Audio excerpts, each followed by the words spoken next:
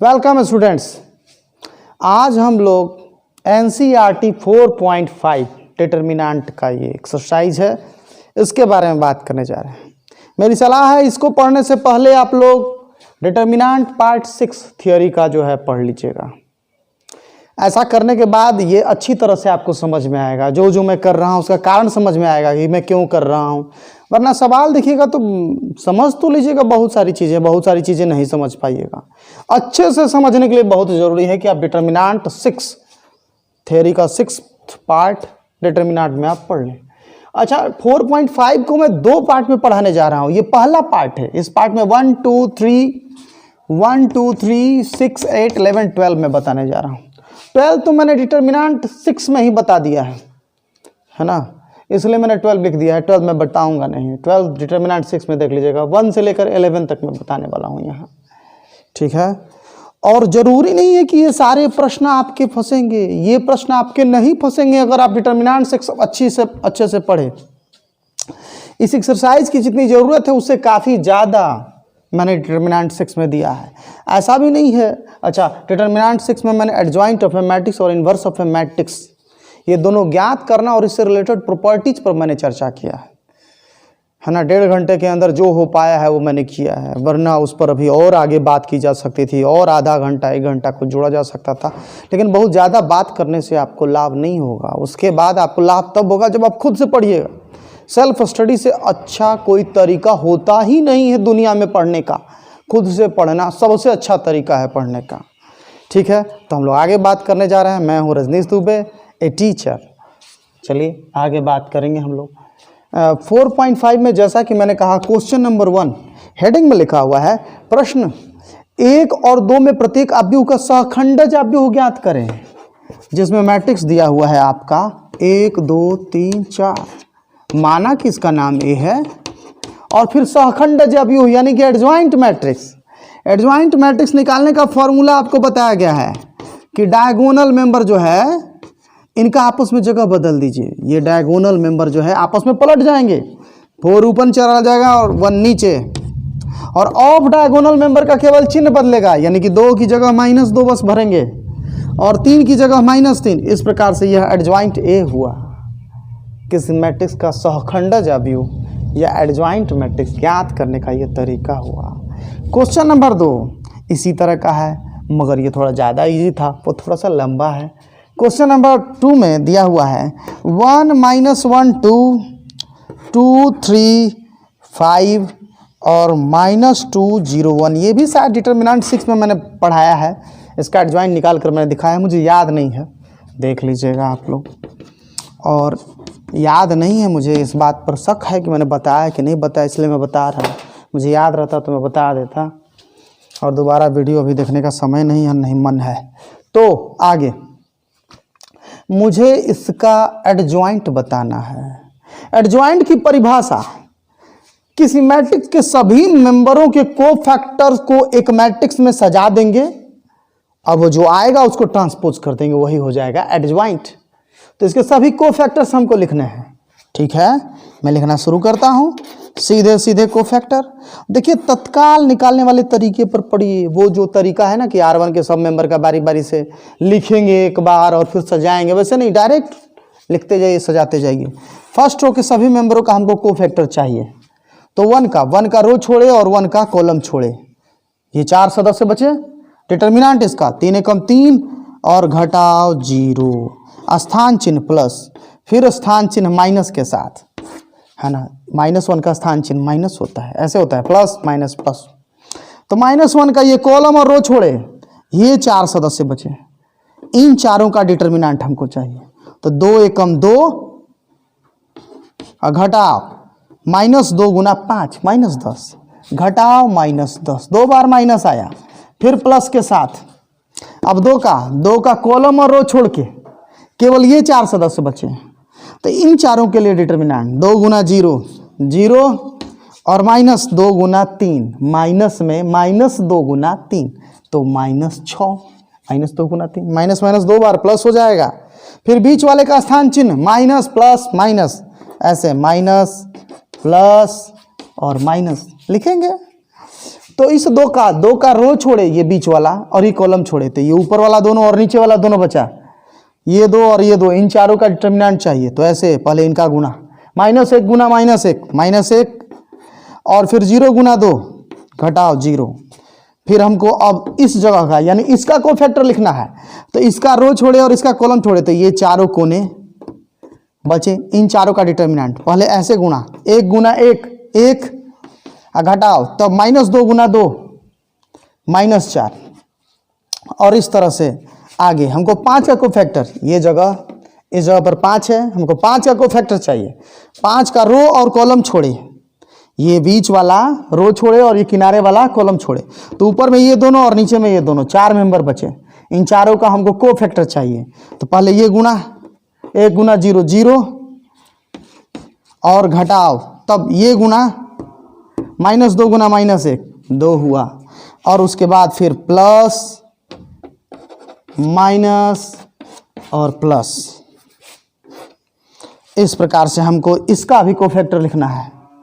तो इसका रो और कॉलम छोड़ करके इसके लिए पहले -1 गुना 5 -5 और घटाओ 3 गुना 2 6। फिर इसके लिए मतलब इस जगह के लिए 0 का रो और कॉलम छोड़ करके, ये है हमारा, और ध्यान रहे हाँ ये 1 है हमारा। तो अब हमको इसका लिखना है, 1 सेकेंड में थोड़ा सा कंफर्म हो लूँ। अभी तक मैंने इस लाइन का यूज किया था, तो 5 के लिए फिर 3 के लिए 1 गुना 1, हाँ ठीक है मैंने। अब इस जगह का मुझे लिखना है 0 का, तो 0 का रो और कॉलम छोड़ के, तो 1 गुना 5 5 और घटाओ 4 5 घटाओ 4, और उसके बाद इस जगह का हमको लिखना है। तो इसका रो और इसका कॉलम छोड़ के ये दोनों और ये दोनों बचे, तो ये दोनों और ये दोनों, इन चारों के लिए डिटर्मिनेंट हमको लिखना है। तो पहले इसका गुना, 1 गुना 0 0 और घटाओ।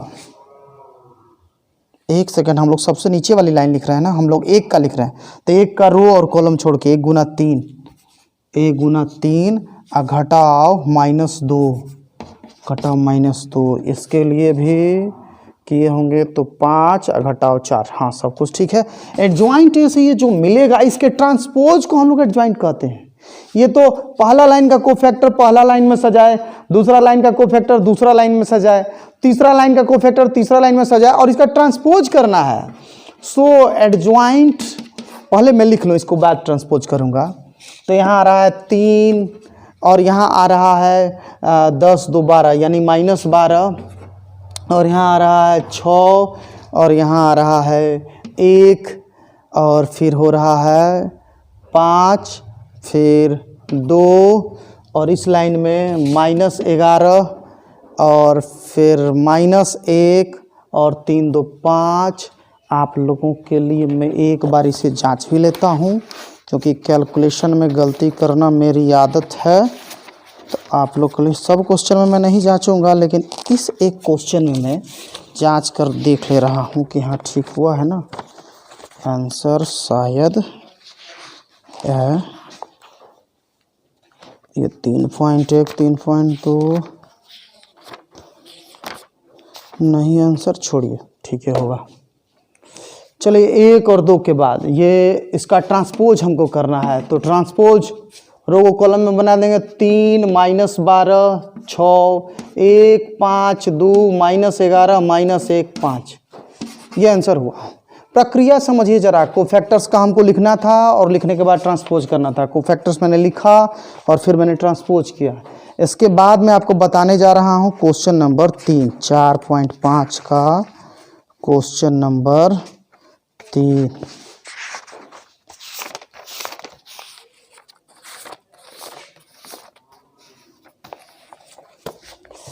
चार 4.5 है क्वेश्चन नंबर 3।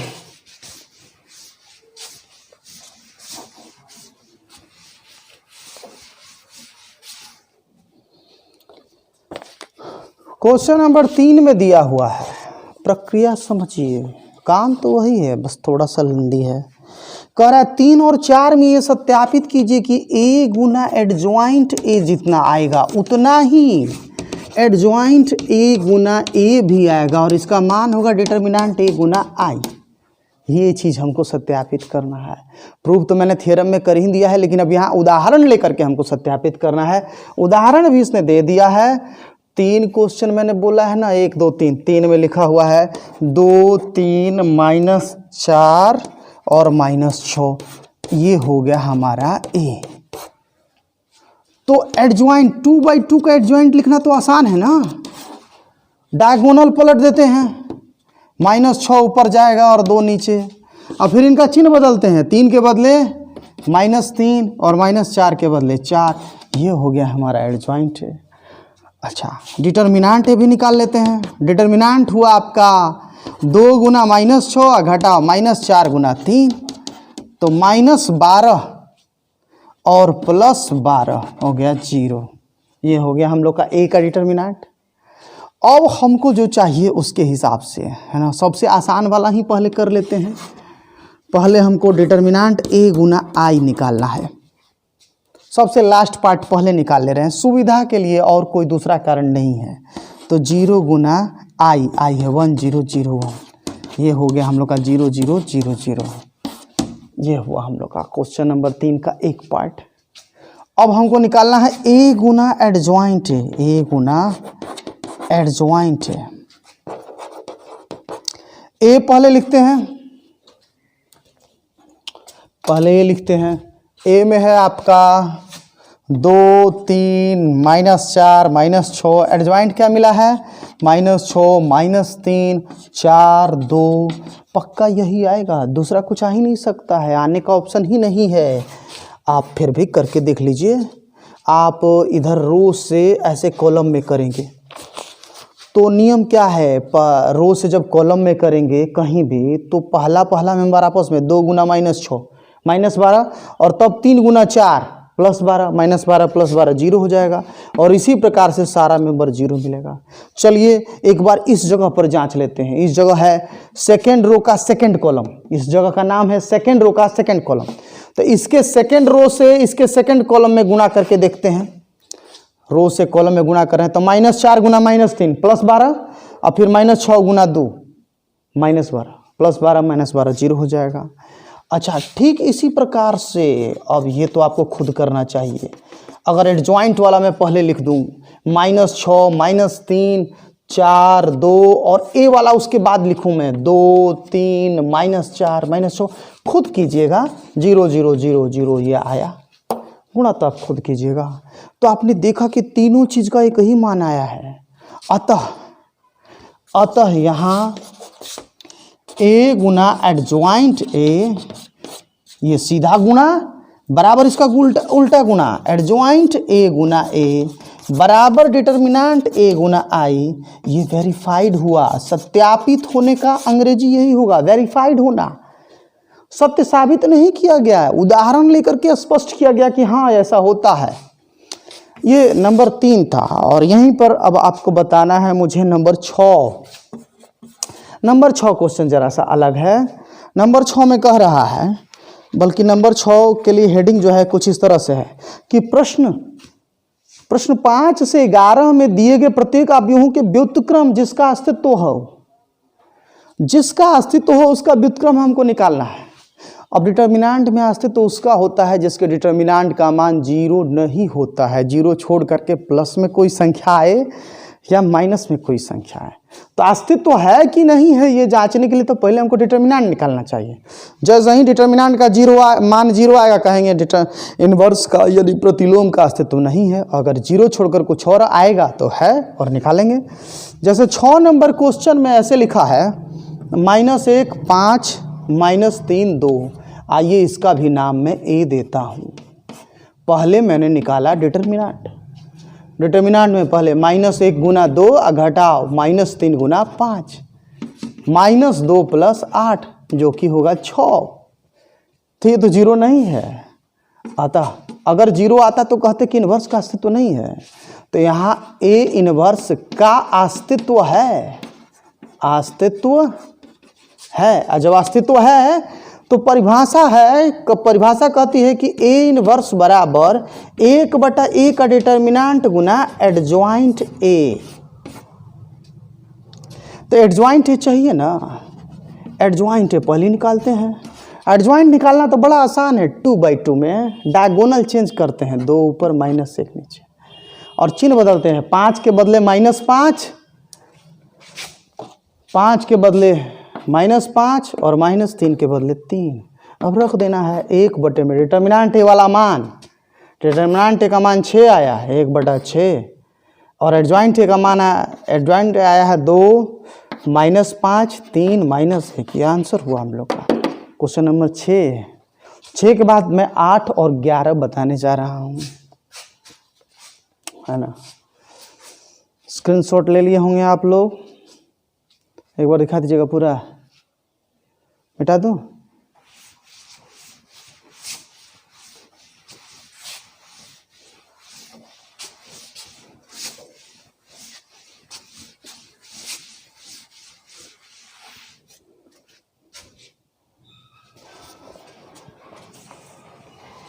आठ और 11।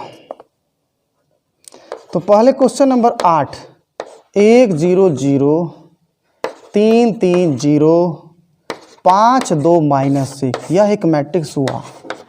माना कि इसका नाम ए है, हमको निकालना है प्रतिलोम। तो डिटर्मिनेंट भी चाहिए, एडजॉइंट भी चाहिए। और डिटर्मिनेंट के लिए कुछ खास थोड़ी ना होगा, किसी एक रो या किसी एक कॉलम से विस्तार करेंगे। चलिए R1 से विस्तार कर रहा हूँ। R1 में तो सारे मेंबर 0 0 हैं, तो मेहनत कहाँ। R1 से अगर हम विस्तार करेंगे तो केवल 1 लिखेंगे, 1 का चिन्ह है प्लस, 1 का रो और कॉलम छोड़ देंगे तो 4 मेंबरों का डिटर्मिनेंट। पहले ऐसे गुना -3, तब घटाओ ऐसे गुना, 2 गुना 0 0, तो बस -3 तो आया, डिटर्मिनेंट ए हो गया -3। आइए एडजॉइंट लिखते हैं।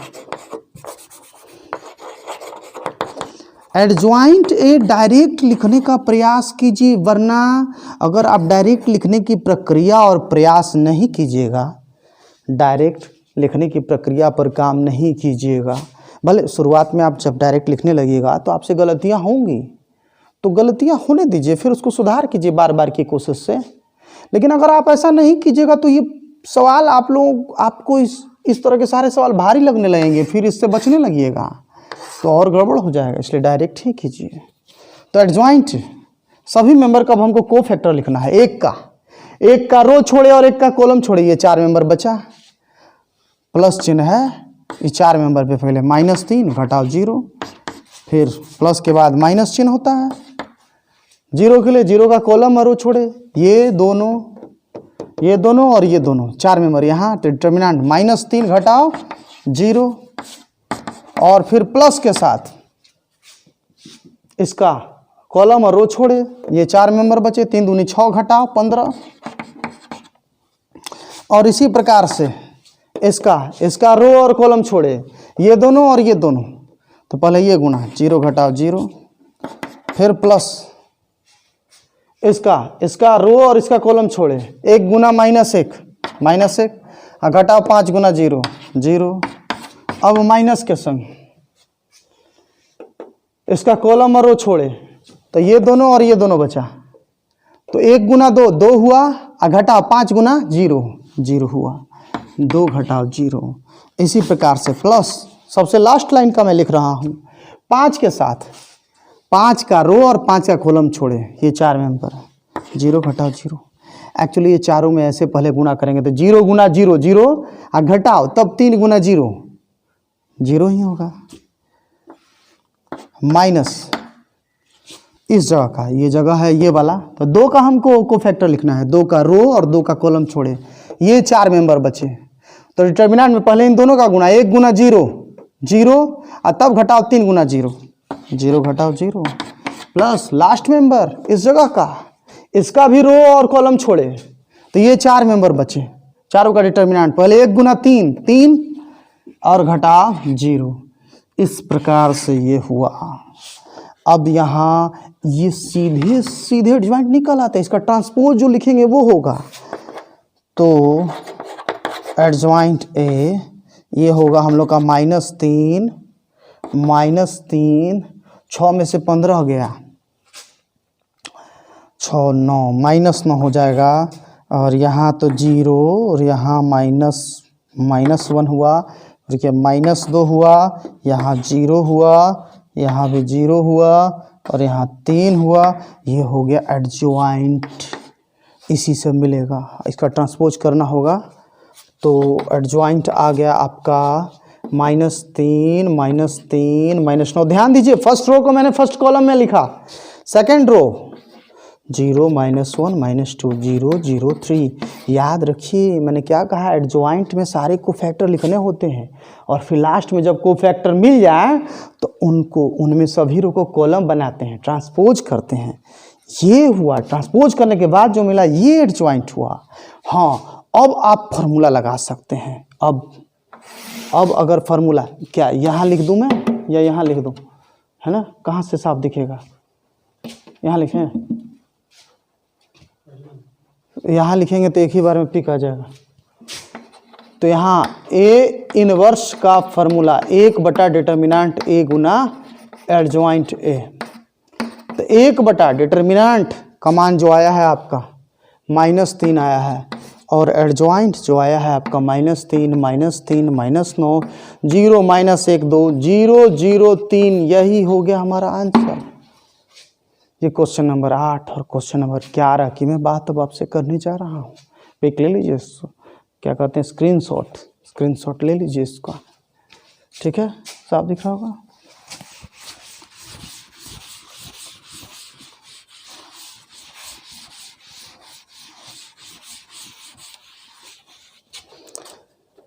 तो अब मैं आप लोगों से क्वेश्चन नंबर 11 की बात कर रहा हूँ। 11 में भी आपको ए इनवर्स निकालना है। 1 0 0 0 कॉस अल्फा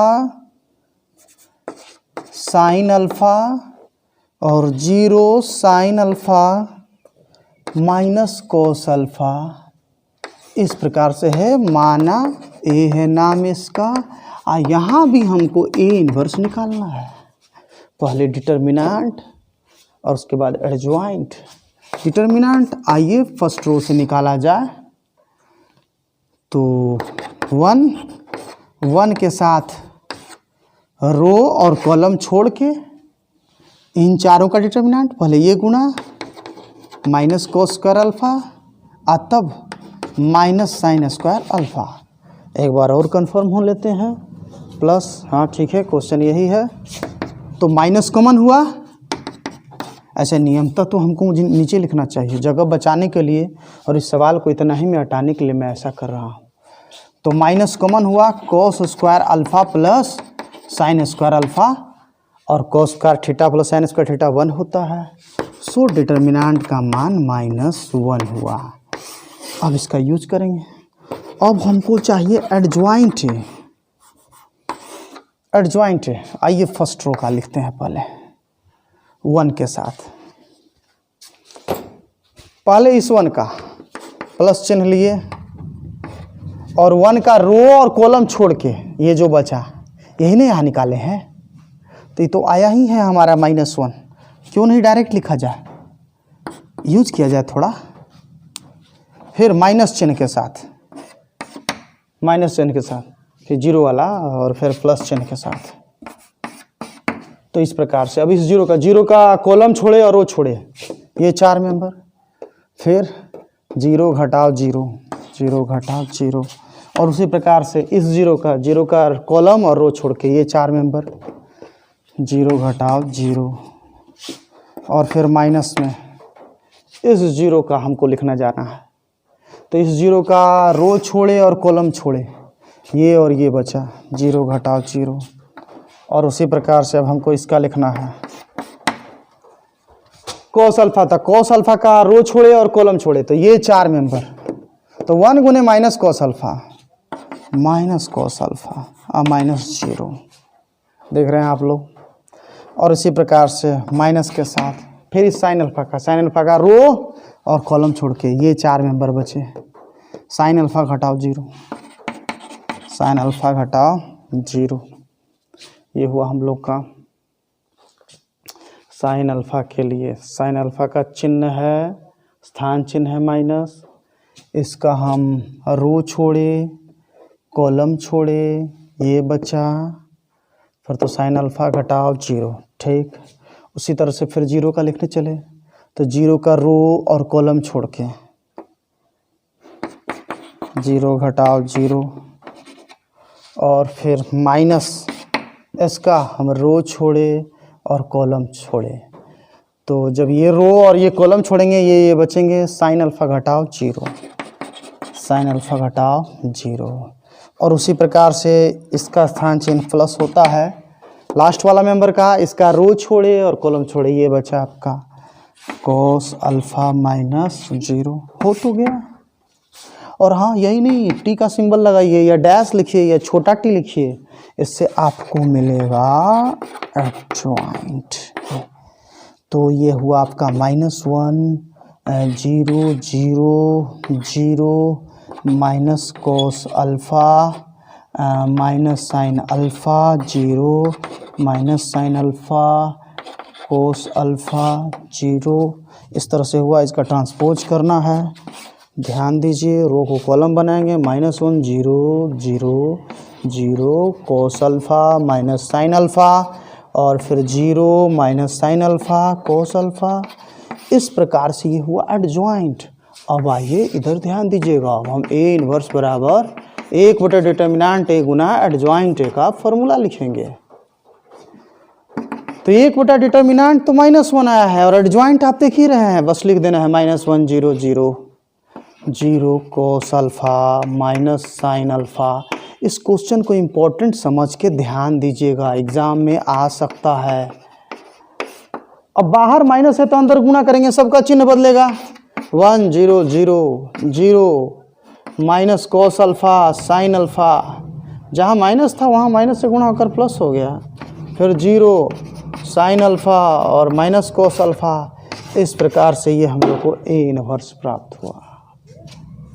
तो मैट्रिक्स ए का इन्वर्स हम लोगों ने यहाँ निकाला। एक बात पर गौर कीजिए, क्वेश्चन में जो था वही तो आया है, बदलाव कहाँ हुआ? सारी प्रक्रियाओं के बाद यहाँ यही ए इन्वर्स, मतलब एक तरह से हमको पता चला ए इन्वर्स और ए यहाँ इक्वल है, जो मान ए इन्वर्स का है वही मान ए है।